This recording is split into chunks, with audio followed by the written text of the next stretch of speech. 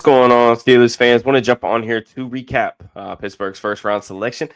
Hey, they didn't force the issue and take a quarterback they weren't 100% sold on. Instead, addressed another need, taking Derrick Harmon, defensive lineman from Oregon, transferred there after a couple years at Michigan State. Man, Harmon really put in the work to get to this point, man. Just had a breakout 2024 campaign. He arrived on campus as a freshman at 350 pounds, got himself in better shape, completely redid his body composition.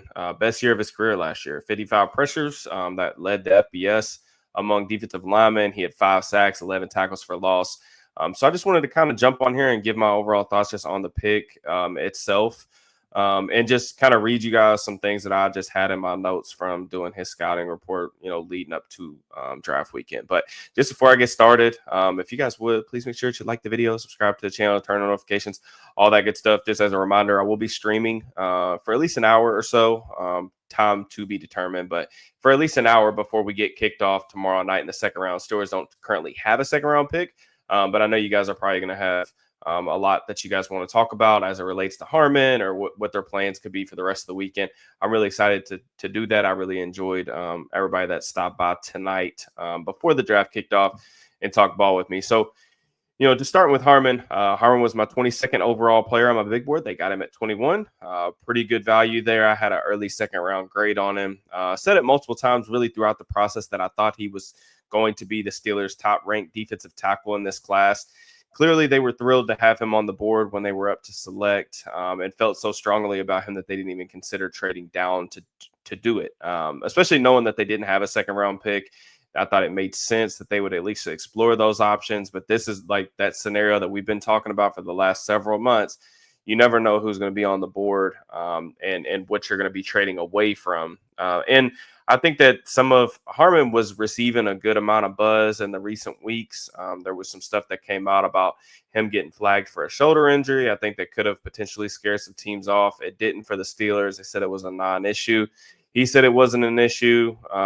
But, I think it does say a lot about their conviction on him as a player, that there were multiple options on the board of players that they had spent a decent amount of time with, whether it was pre-draft visits, pro days, things like that, including quarterback options that they had explored. And they still chose to go with Harmon. But overall, I'm on board with the pick. Want to kind of go through my scouting notes on him, pros, cons, just kind of projection for him as a player.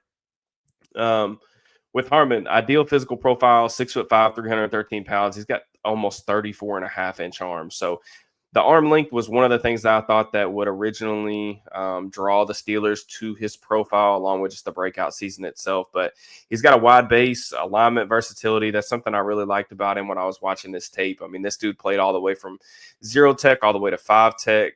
They used him as a shade, a lot of slants and stunts, things like that. I anticipate that he's probably going to play 3 tech for the Steelers, but from what I understand about the quotes that I've been seeing from the beat reporters, it sounds like they are pretty non-committal about him and Benton. They spend a lot of time in sub package anyway, so I mean those guys are going to get on the field one way or another. But just kind of start with the pros here. He's got a solid first step off the ball to shoot through gaps. His go-to pass rush move. Club rip move to get on the blocker's edge. He will do a club swim every now and then. There's some push-pull stuff in there as well, but that kind of club rip move is really his go-to. There are some nuances. I do see some nuance in his hand placement and just his hand usage in general as a rusher. He does a really nice job attacking blockers' elbows, kind of gaining advantage through the rep. He's a really big weapon on stunts, man. This dude will throw his body around 100 miles an hour as the crasher, and he's got enough foot speed to kind of work as the looper as well. Him, Jamari Caldwell, Jordan Burch, all those guys worked really well in unison last year at Oregon. Very good upper body strength. This dude is really strong. He's a difficult cat to move off his spot. I thought he flashed the ability to split combo blocks. He's got quality anchoring ability. He should be able to hold his own against double teams at the point of attack in the NFL, even early on as a rookie. Even times where his pad level wasn't pristine, he was still able to kind of regain his balance and hold his gap. So good quality gap control guy, someone that you can trust in the run game overall. He's got really long arms. Like I said, heavy-handed, kind of gives him the ability to strike first. He's got good inside hand placement against the run. Excellent lock, peak, shed technique. One of the things I loved about Harmon's game is probably one of my favorite things was just he constantly keeps his eyes in the backfield on the ball carrier through the block deconstruction phase. A lot of guys, they get hyper fixated on the guy across from them, but lose track of the ball carrier and they just don't make enough plays. And I think that Harmon did a really nice job of always keeping his eyes on, who had the ball. Really high motor player in both phases, pass rushing, run defense. That's something that the Steelers have typically coveted, especially along their defensive line. You think about all the guys that they've drafted; they pretty much all have those traits. You see Cam Hayward running guys down 20 yards past the line of scrimmage. It's no surprise that they were intrigued by Harmon and some of the things that he was doing from a hustle standpoint at Oregon. He didn't miss a game over his final 3 seasons in college. That was something I looked up right after they picked him, just because I had heard about the shoulder thing, didn't know of any injury concerns. I think him losing a bunch of weight was more of a concern for me personally, just because I know guys that typically go through those massive changes do sometimes have some lingering stuff with their lower body, but I couldn't find anything. So I know a lot of people may be worried about the injury stuff, but I struggle to label him as like an injury prone guy. I know everybody's going to try to draw the conclusion back to Troy Fautanu last year, who he got dinged for some knee injury stuff, and then unfortunately missed most of his rookie season with injuries. How strong of a correlation is that? I don't really know. I mean, time will tell, right? I don't really want to think too much about it right now. He says he's healthy. The team's comfortable with his health. We'll see how his body holds up. In terms of like weaknesses, some of these are definitely things that I think he can work on, and I'll try to make sure I'm doing a good job at explaining these thoroughly, what can be fixed and what I think will just need to be worked around at the next level. But he's a really tight-hipped player. He's got some stiffness to him. He struggles to gear down, change direction. I think he's probably slightly below average in terms of stop-start quickness. You think of like two-way goes, being able to cross-face, things like that. That's not really his game. 27% missed tackle rate is ridiculously high, really, for any position, but especially a defensive lineman. Lacks the lower body flexibility to kind of bend through contact consistently. You see that. One of the things that I was kind of optimistic on was the first couple games I watched earlier in the cycle, I kind of attributed that missed tackle rate just to some poor luck. Sometimes that stuff happens. And then the more I saw him get into the backfield, the more I just saw like the lower body, the lack of flexibility in his lower body. And that was some of the reasons why he wasn't making some of those plays.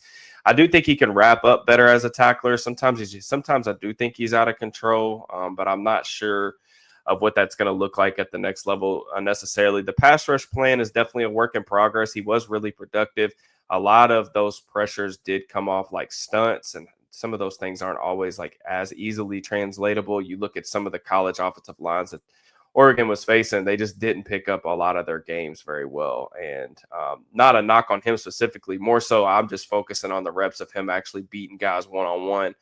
He'll flash secondary counters, but they're not consistently quick enough just yet. Like there are times where his first move won't work, and then he'll quickly transition to a swim move to try to get into the backfield for that second surge. But there's a lot of times where he'll get caught up on his first rush and then kind of forget what he's doing a little bit. Like he almost doesn't have a plan. The power rushes, for as strong as he is in the upper body, they're not really effective. Just yet, are not nearly as effective as I think they should be, because the pad level kind of swells too frequently through that second surge phase.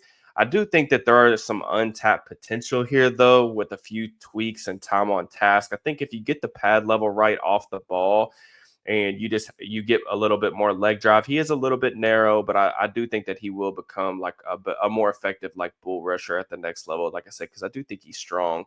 One of the things that I mentioned with his scouting report that's kind of like funky is he tries sometimes this like long arm move, which just really looks clunky. It's really predictable. Offensive linemen kind of were able to pick up on it. He extends his arm like full extension off the ball way too early, and blockers basically just gives the blocker a really big target to kind of chop it down and throw him off balance. I know Purdue right tackle Marcus Imbo, who's in this class, he's inside my top 100. He got him a couple times with that, just chopping the arm down. So I think just not selling his moves prematurely. I thought he got reach blocked a little bit too frequently in the run game on rushing concepts to the perimeter. But aside from that, I didn't really have too many concerns about his run defense overall. I think he's pretty like ready made in that regard. So overall, I'm really on board with the pick. I think Harmon's going to be a good starter in the league. I don't see a player that has, this tremendous amount of upside, but you know what you're getting with this dude. I think he's going to be disruptive. Some of the other stuff, like, if it does turn out to where maybe he does have more lower body flexibility than I'm giving him credit for, maybe he could be more than just a good starter. I think that that's going to be something to definitely watch out for because, that would definitely help him make more plays on the ball. The way that I kind of described him in my blurb from the big board that I wrote for Steelers Now is that he's constantly disruptive, but he's not always productive. And that goes back to some of the how missed tackle rate and stuff like that, how that's going to translate. I do think, this is definitely going to be a different type of defense that he's stepping into because of how slant heavy, stunt heavy, gap exchange Oregon was. It is going to be an adjustment going to like more of a pro style defense where he's going to be asked to win like more legit one-on-ones.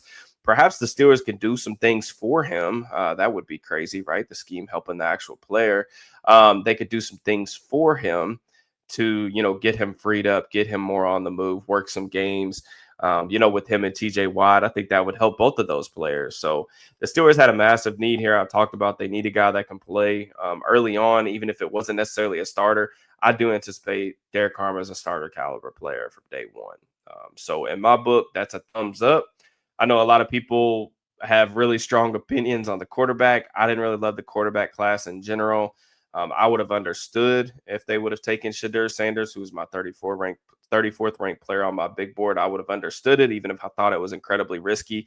To me, Harmon is a much safer pick. Now, you may not get the upside of a franchise quarterback. And like I said, I don't think that Harmon's going to be, I don't think he's going to be Cam Hayward, but I do think he's going to be a good pro and somebody that makes the defense a lot better, should help them defend the run. Knowing the offenses, I know everybody's going to make this talking point because the Steelers passed on a quarterback. And it's a rightful concern, I think, to criticize the Steelers for the way that they've handled the quarterback position. And it's fair to question how they're going to fill that void anytime soon, right? I think everybody's kind of already looking towards like the 2026 draft, which maybe the answer is in there. So I understand why the media is going to talk about that, but I also think it's important to understand that Lamar Jackson and Joe Burrow play in this division. I'm not going to be too upset that they're going to get a good starter, and what I think is going to be a good starter in the defensive front to help slow those guys down and keep points off the board. So let me know what you guys think of Derrick Harmon. I hope that you guys enjoyed the video. I am sure that I'm really excited to see this dude in black and gold. It just seems like a really good fit for me. It seems like a really good fit for the player, a really good fit for the team. I think it's something that has a lot of promise.